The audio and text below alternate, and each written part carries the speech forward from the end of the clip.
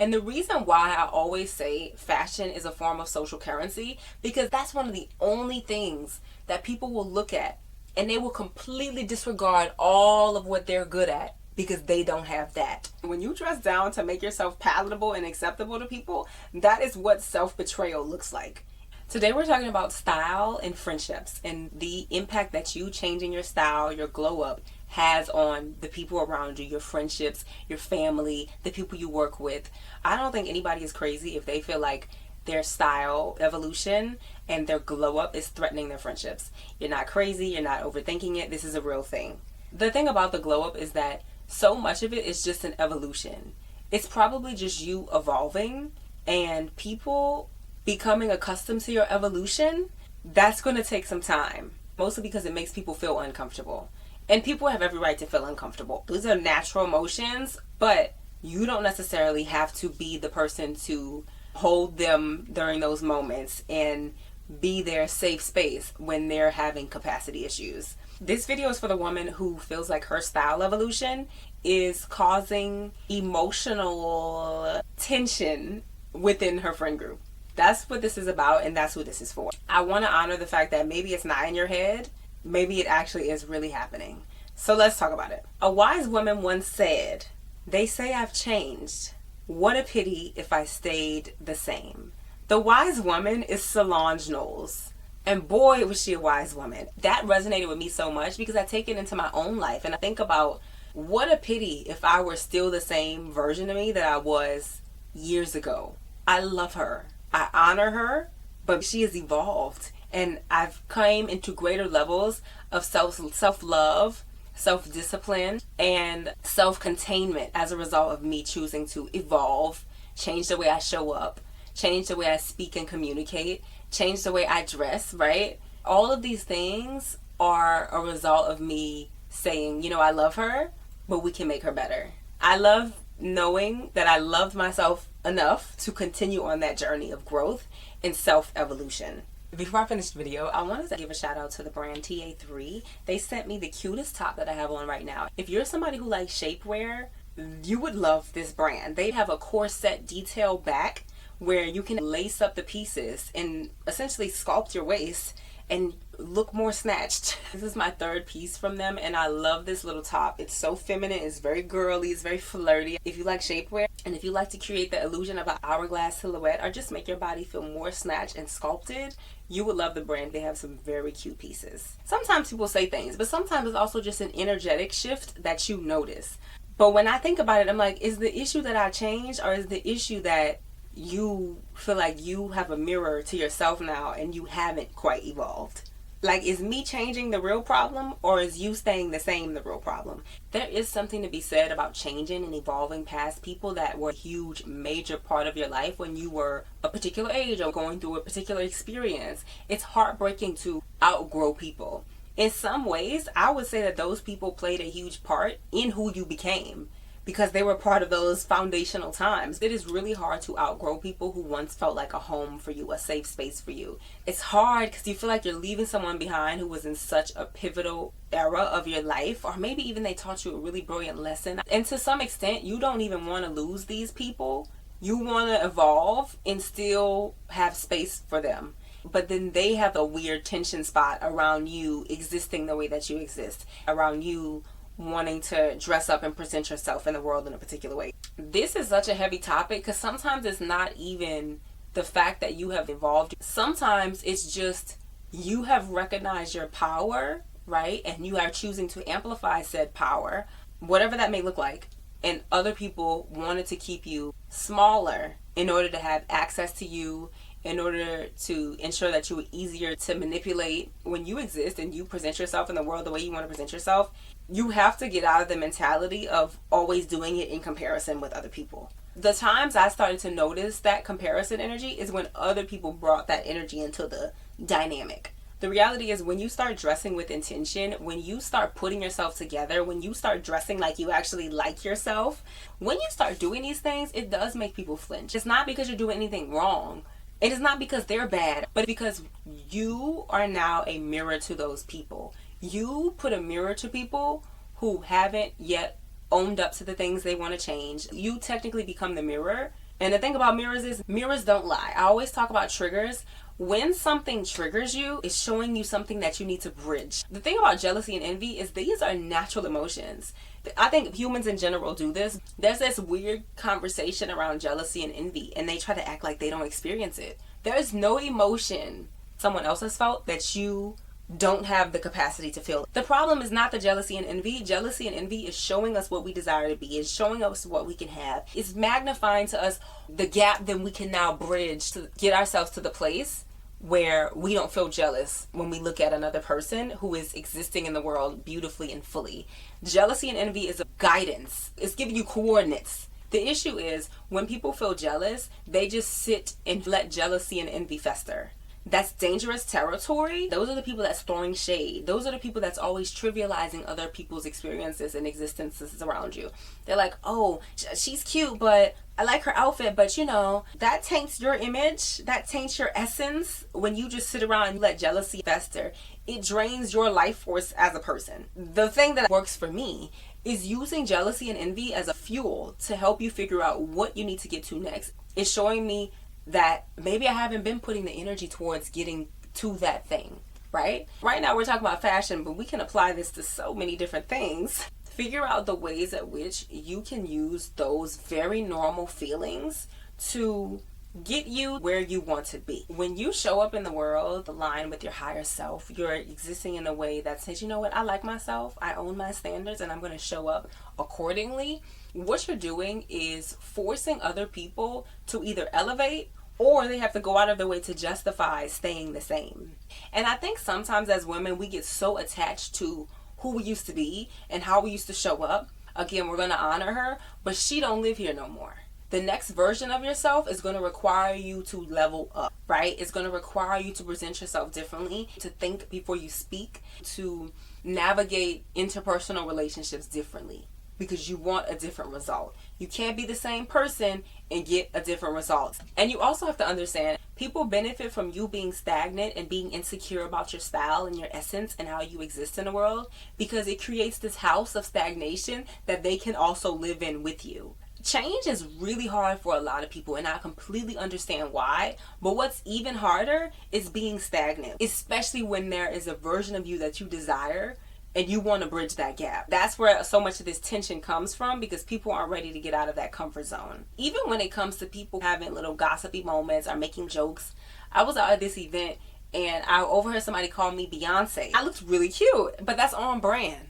I'm gonna look cute. I don't think the person was throwing shade. Maybe they were, but it was something I don't think I was supposed to hear. In the back of my mind, I was like, yeah.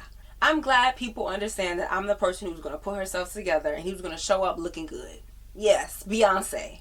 Yes, 3 snaps and a twirl. Absolutely, that's me. I'd rather be called Beyonce than to be called something else that is less desirable. So yes, thank you very much. Sometimes I'm hesitant to call it jealousy and envy, because sometimes it's just unfamiliarness. Sometimes it's crabs in a barrel energy. Sometimes it's just a distaste and disdain for change. Sometimes it's just people wanting comfort and wanting to have things around them to stay the same. It could be so many different things. But what I know is that there is a tension there as a result of whatever you want to label it. Sometimes it's just a very passive distance. It's people not inviting you to places. It's just people, the vibes are off. And sometimes it actually is weird comments. I was talking to a friend of mine and they were talking about how they went to another friend's birthday event and the girls were dressed like textbook millennial. When I say textbook millennials, I'm talking about jeans and a cute top, but like rainbow circa 2015, like a very old school look. It might have been a wedge heel under there. It's no shade. That's a very millennial outfit formula. You know, I love to see it. We can find ways to evolve this outfit formula. Let me know if you want a video on that. But jeans and a cute top, that's what people were wearing. But this person, I think they wore leather pants and a corset or something. It was something that was just a little bit different. It just turned the knob on things. There was unspoken tension in the group, and you could tell that people were having a negative experience with the person who wore their leather pants instead of their jeans. And it was just like a weird thing. I always talk so much about sameness, where people just want sameness so much. Just because your outfit is better than theirs, there's this weird tension of, oh, you know, sit her over there. You know, just like a weird tension of feeling like you can't exist around them because they're not on the same level. And even if you're in a scenario where you are with someone who is dressing better than you would want to ask her for some advice. Where'd you get that? Where you been shopping? What'd you do with your makeup? You would want to ask those questions as opposed to just letting jealousy and envy take over your body, because you don't win in that game. At least with the alternative, you can bridge the gap and learn something from her. Okay? That number one. And then number two, you're discounting all the ways at which you are better than them. Now, don't get me wrong. The physical is very important. The way you present yourself is very important. But do not discount the ways at which you are doing so well just because you don't have the physical together yet. Just because you haven't booked your style services and bought my ebook, right? Just because you haven't done that doesn't mean that you're not smart. You could be smarter than this person. You could have a better relationship with your children, your family than this person. You could have a better way of communicating yourself, a beautiful orator. I love people who can communicate themselves so well and so efficiently. Those are the type of things I become jealous of. And I'm like, okay, I gotta level up the way I communicate, because I love when people can just speak so eloquent. I think it's just a beautiful thing. But what I'm saying is, just because someone is dressed better than you, do not go out of your way to trivialize all of the other things that you might be amazing in just because they're beating you at that thing. It's like, babe, but you're an icon in so many other ways. And the thing about the physical is, girl, all you have to do is get a stylist. All you have to do is get some help, and you can change that. So where's all this energy coming from? I think it goes back to that conversation of wanting sameness. People still love a nice, regular, average playing field.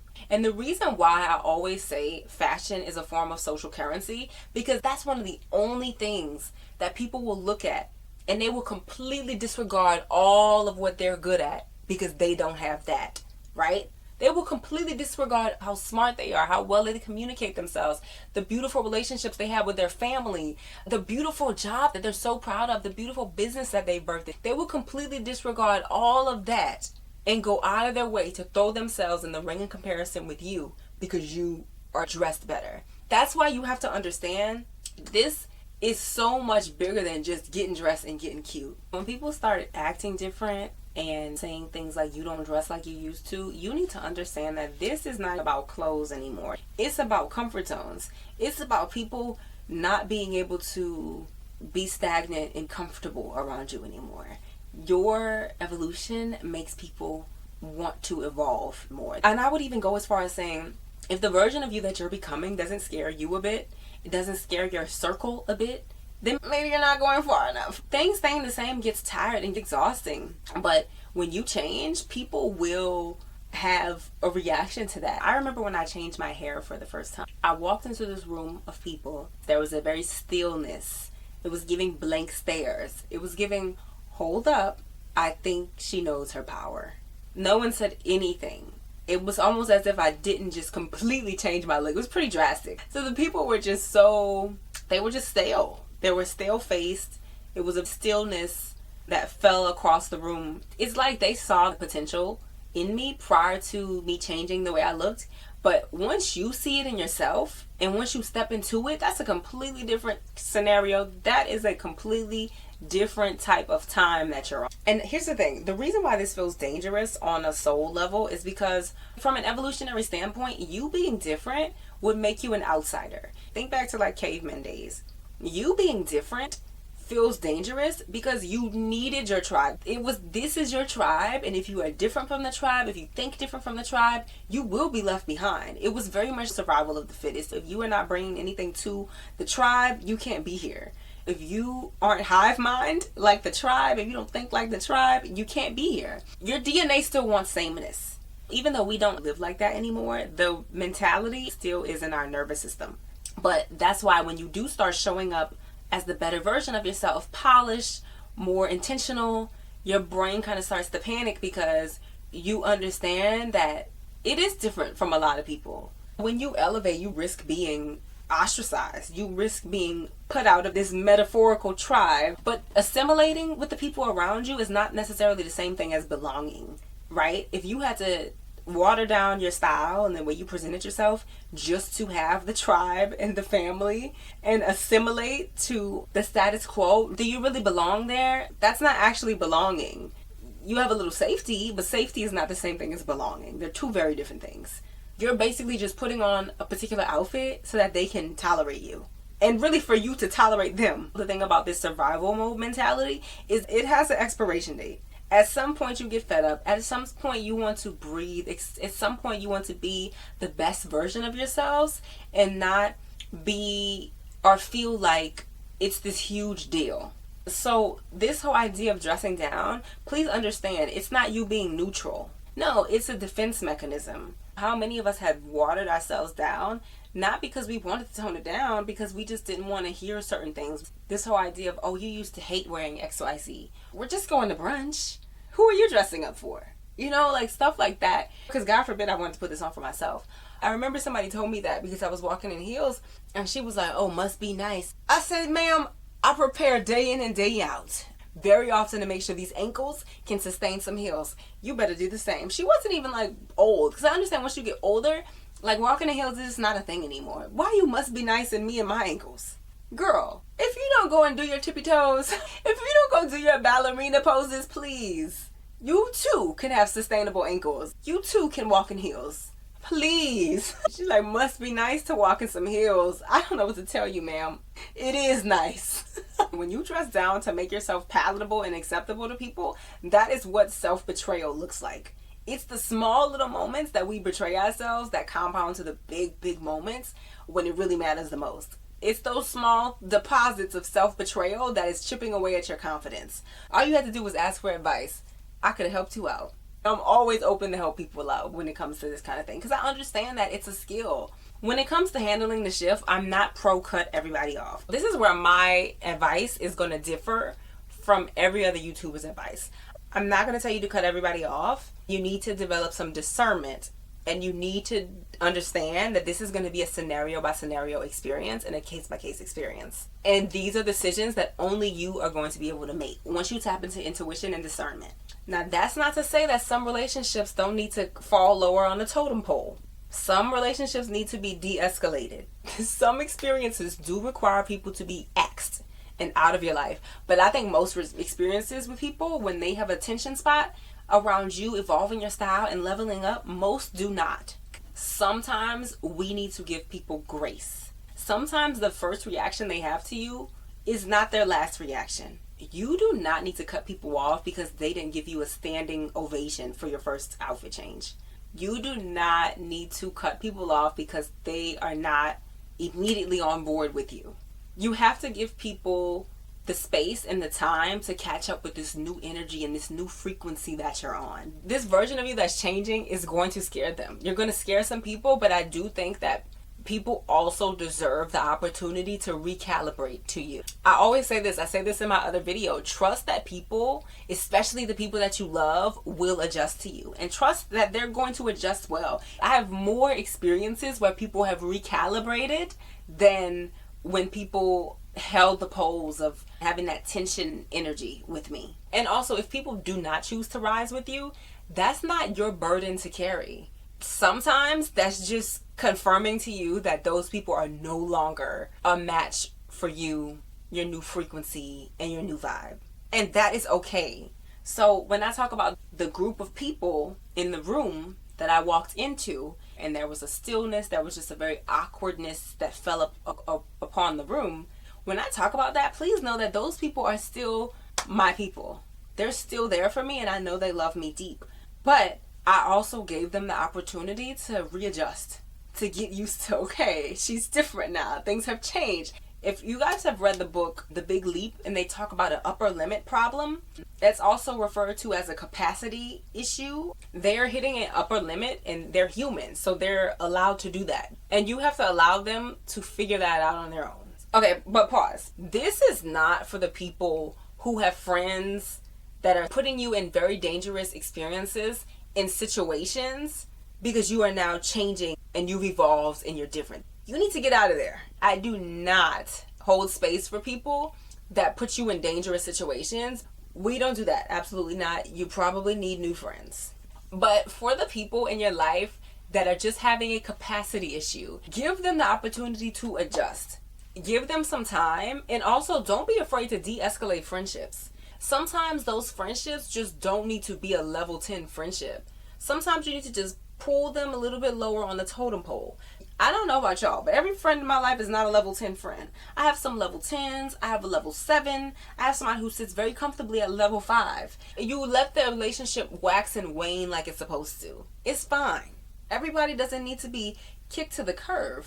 It's giving go home Roger. Roger didn't need to go home every time. You know what I'm saying? I don't know. I have grace in my heart for friends because I know they're human. And I'm not expecting them to be Alexa. So allow your friendships to wax and wane and just try to release so much control and just allowing people to show you who they are and adjusting when presented with that information. As you grow, you might have to redefine what proximity looks like with you and the people that you love. Sometimes people are going to have the same type of access to you, and that's okay. Also, what you'll notice is other people start to evolve and elevate as a result of you evolving and elevating. I always say a rising tide lifts all boats. I always say that, but the reality is everybody might not be ready to swim yet. So I don't think you should shrink. I don't think you should adjust anything. I think you should continue being who you are. Do not demonize people because they just have to adjust. You're not crazy for wanting to look good, but you're also not here to live a small life. You're not here to live on the lowest level, right? You're supposed to evolve. You're supposed to change. So dress in a way that feels good to you. Dress in a way that really lights you up. Dress in a way that represents the future version of yourself. Sit in the discomfort of that, but don't allow people to make you exist as a watered down version of yourself. And sometimes that's going to look like allowing your evolution to offend people. Sometimes it's going to look like stepping on some toes. It is what it is. So let people misunderstand you. Let people adjust to you because you did not come this far to be digestible. You have changed. And thank God you have. If this video resonated with you, let me know what version of yourself are you stepping into now. And if you're going through this shift alone, just know that this space, this is your tribe now. Okay. Let me know what other video topics you would like to see. Let me know in the comments below. I will see you in the next video. Bye.